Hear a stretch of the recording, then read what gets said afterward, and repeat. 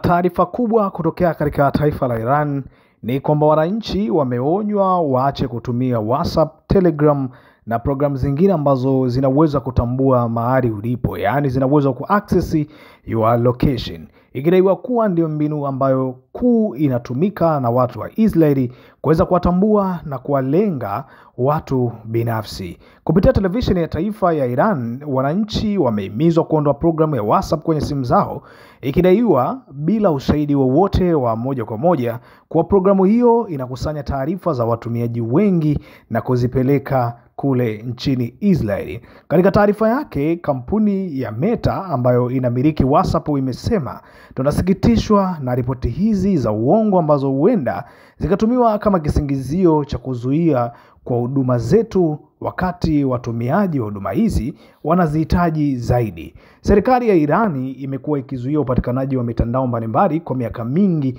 lakini watu wengi nchini humo siku zote wamekuwa wakitumia mbinu mbalimbali za kupata access ama kuvivuka vizuizi hivi ambavyo vimewekwa nchini humo kama proxies na mitandao binafsi ya internet, yaani VPN, ili kuendelea kupata huduma ambazo zimekosekana katika nchi hiyo.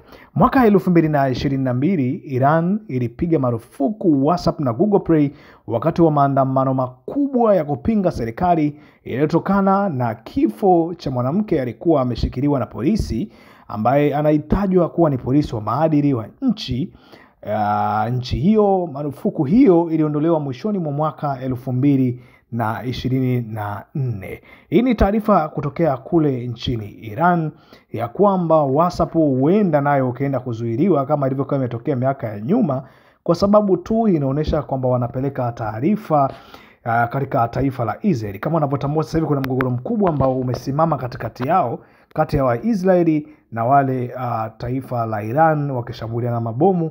Sijajua hii vita itafikia wapi, lakini hapa ilipofikia mpaka hivi sasa ni pabaya zaidi kuliko kawaida.